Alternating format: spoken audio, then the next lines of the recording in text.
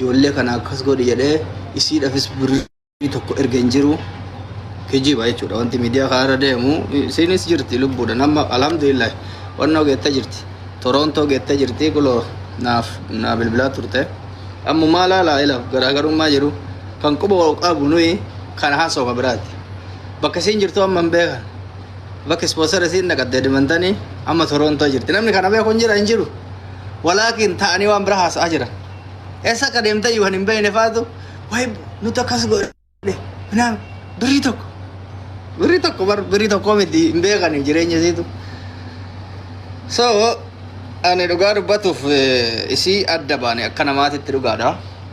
Kan adda baaneef kaa namni jireenya keessatti gaafa wanti adda addaa walii si galchuu didu adda baata. Garuu mootu karaa dippiloomaasiitiin nagaya turree jechuudha. Amata afur erga adda baane amata afurii kana keessatti balaan hin jiru nagaya malee. Amata afurii kana takkaa deemi dalagadhu ari'ee mana dalagaa geessee hin beeku waan isin ajaa'ibu. Guyya tokko dalagatuuf mana hojii deemedheen hin beeku. Maal rakkatte maal isii barbaachisa maal nyaatta maal uffatta maal dibattaan anarra warra haasa'u kanarra hin turre. Ilmoo kee akkamitti qabattaa ilmoon qananii keessa ture anaaf isii jidduutti bakka deemu hundi giraa gabba'e barbaadalkaa walakkaa dhufa barbaadalkaa walakkaa deema barbaadachi deema barbaadasi deema kan ilmoo kiyya dhiisa. Akkamitti akka guddatee fi maali isinuu argitanii isaa miti kana misi haasofdha jechuudha. Ani kan na ajaa'ibe namni isii tana muffiroo jechuudha. Rakkattee jirti jedhee cinaa dhaabadhee jira jedhee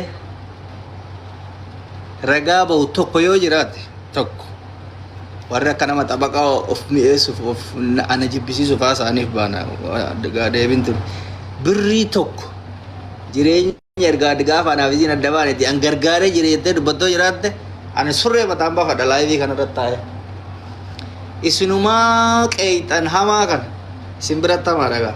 Isinumaa arrabsitan fokkataa kan isinumaa waan barbaadan gootan kanatu akkasiin bareeddee akkasitti isin argitan san jiraachisaa ture jechuudha. Osoo lolli takka uumamin rabshaan takka osoo uumamin osoo guyyaa takka hin beela'in osoo daareen jedhin osoo akkas ta'e hin jedhin dubartii tamii olu jireenyi keenya adduma adda ta'e garuu bakkuma jirtu sanitti akkasiin mataa ol qabattee deemtu gochaa ture. Obboleessuma keessan ka jibbitan kana ture jechuudha.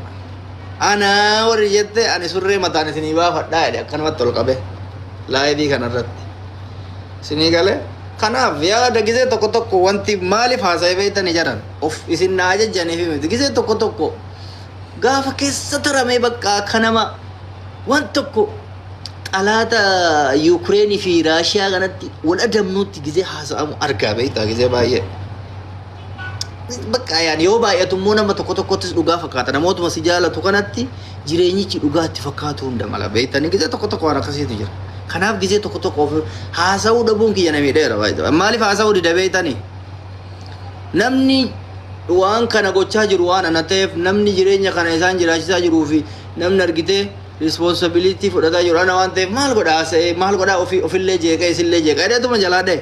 Mee gaayis waa isinitti himu takkaa muffirummaan tuni gadi baatee akkana ta'ee jireettee haasoftee hin beekti. Ani takkaa isiin tuni akkanaati hamtu akkanaa ta'ee haasa'ee beekaa. Waan irratti wal dhabneef takka haasa'ee beekaa hin beeku isiin haasoftee beekti hin beektu. Garuu hunda warrumaas jirutu laaqa warrumaas jirutu laaqa miidiyaa kanatti ofumaa walumaan dhooftan ofumaa achumaa wal gaafatanii ofumaa walii deebistan. Alaa fi isitu jireenya keessa ture addaan ba'e moo isintu waliin jiraate adda ba'eetu giraasi gabbaa gisee tokko tokko. Dubbiin duwide sitti gala beekaa isin dhuguma taa alaala.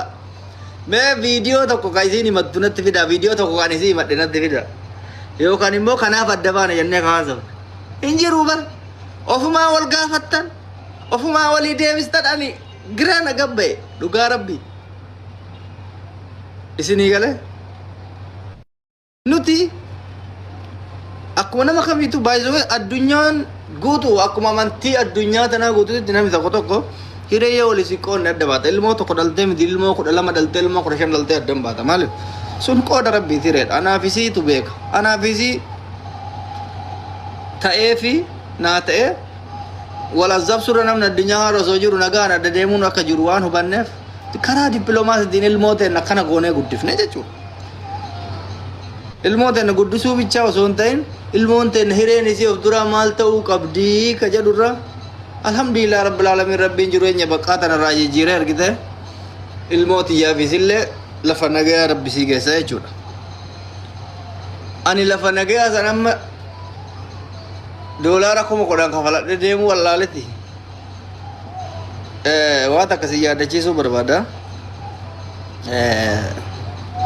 Gaafa biyya namaa deemamu waan prosesii adda addaatu jira baay'ee. Prosesii jiru keessa fakkeenya fudhanna.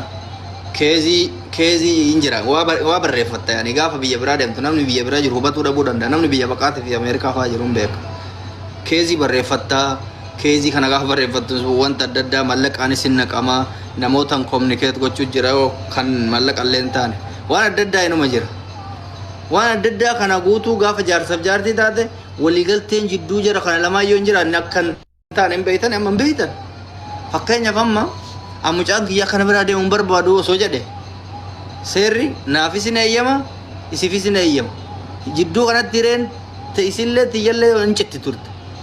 Nuti sadarkaa isin yaaddatanii osoo yaadneetu nuu citte jechuu barbaadetti. Nuti sadarkaa isaa irra jiru qubaan qabu. Waanuma isin haasoftan san irraa addunyaa isin keessa walii mormitan san irraa bilisa. Addunyaan nu keessa jiru ta bira ta isin haasoftan ta bira. Anyways, ani kana san jechuun barbaadu. Warri qeexanis rakkoon qabu miidiyaadhaan fooloon tana yoo shaqqalatamne tamee shaqqalatamaa miti shaqqaladhaa isin eeyyamnee jirra. Qeeyni nuuf amala ana mata 3-4 qeeqamee waqqafamee wannoo jedhee garuu gizee teettanii of dhaaddan xiqqoo natti dhadhagaamayyu. Waan ani itti dadhabe tokko namni biraa gizee ittiin dhadhaadhatu na aarsuu eegalee boo. Wallaahi wabilla. Namni guyyaa tokko siin jedhee bar.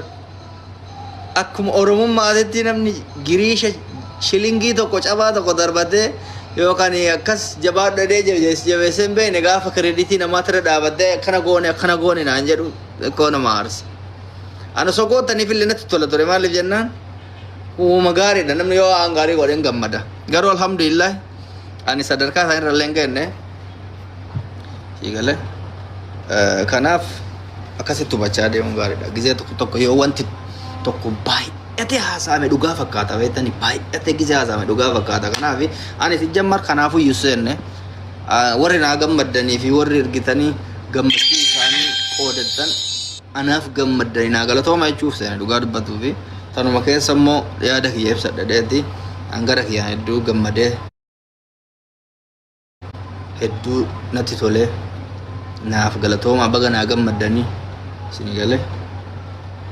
Ilmoon immootu normaali haadhaaf abbaa ta'e narraa gaafa boonunuu akkanatti booyaa baane dhugaadha nama hin dandeessisu sana akka dhuunfaa kiyyaatti hedduu dhiphadhe sii galee akka gaafa duraa sanii miti akka gaafa dura ilmoon tiyya ganaa deemtu jedhee akkana qalbiin onna dhaabataa ture aguma inni deemu na jedhee maaliif dafee anillee jala waa godhuudhaaf jedhee hin jiraame namni hin sochochaa bara namma wallahi summa billahi amantanii amanuu baattanii oduu ilmoon tiyya biyya kana jiraatte ani isa gatee hin deemu maaliif ilmoo gatee deemu kaayyoo man qabu jireenya kiyya irratti achiin gaadhee duuba deemuu fedha malee amaluma kiyya ko sin amanuu dhabuu dandeettan hatta ispoonsara Ameerikaa hin gaddan dura cuftettara